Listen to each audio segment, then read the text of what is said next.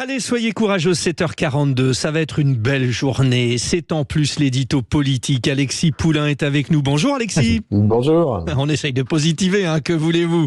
Bon, alors Alexis, évidemment, vous attendez sur le sujet. François Fillon, l'ancien Premier ministre, est passé devant la Cour de cassation, la plus haute des instances. Il est donc effectivement reconnu coupable, mais il y aura un nouveau procès à venir pour définir la peine. Votre réaction ?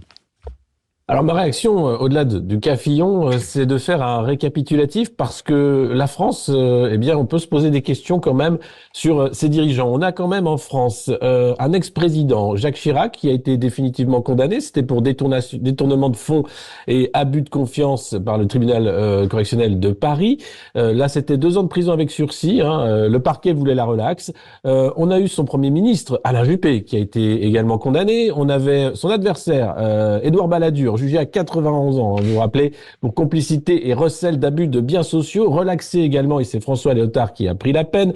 On a un ex-président, Nicolas Sarkozy, qui est omniprésent encore dans les médias, et lui, alors, a été 2 fois condamné en appel.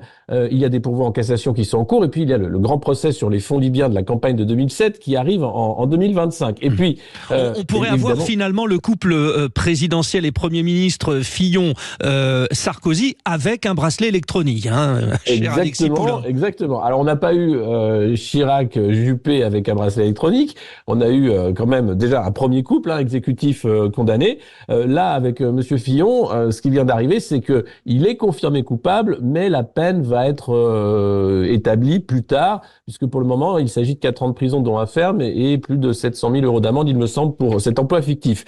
Mais tout ça n'est pas fini. On a un ancien ministre de la Justice, François Bayrou, qui a été relaxé pour les assistants du MoDem, un ministre de la Justice en exercice, Éric Dupond-Moretti, qui a été jugé pour prise illégale d'intérêt par la Cour de justice de la République. Et là, il faut savoir que Éric Dupond-Moretti, c'était l'avocat de Jérôme Cahuzac, ministre du Budget, condamné pour blanchiment de fraude fiscale.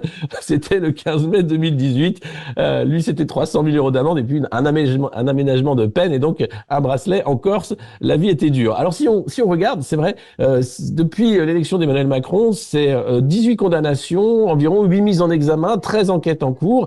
On voit bien que la République des juges n'existe pas, mais il y a quand même peut-être un manque de moyens de la justice pour suivre tout ce qui se passe en termes de débordement de nos chers élus. Je ne cite pas, par exemple, le Grand Prix de F1 de Christian Estrosi qui subit des dépassements importants dans le Sud. La liste est extrêmement longue. Et puis, on se rend compte qu'il y a un problème aussi du financement des partis politiques, notamment pour l'élection présidentielle. Et c'est pour ça qu'on retrouve d'ailleurs ces couples exécutifs devant la justice, parce que aller chercher de l'argent pour financer une campagne, c'est compliqué. Parfois, on utilise des moyens détournés. Il faudrait peut-être, comme l'avait dit François Bayrou à l'époque, créer une banque de la République pour ces campagnes présidentielles avec des règles établies très claires pour éviter ce travail des juges, pour éviter aussi ce travail des politiques qui courent après l'argent systématiquement et qui peuvent parfois aussi devenir le relais des lobbies. On a l'affaire Dati en ce moment en cours avec des questions sur son rôle avec les lobbies au Parlement européen. Et puis, si on regarde le Parlement européen, de grosses inquiétudes sur des élus qui seraient sous la mainmise de puissances étrangères ou de lobbies. Après le Russiagate, c'est le Qatargate et maintenant ce serait le Chinagate. Donc il y a un vrai problème de corruption, c'est le mot qu'il faut utiliser, dans les institutions publiques et pas seulement en France. Et ça, c'est quelque chose qui nuit gravement à la démocratie, ce qui fait qu'il y a un taux d'abstention assez important et puis un désamour des citoyens pour le fait politique.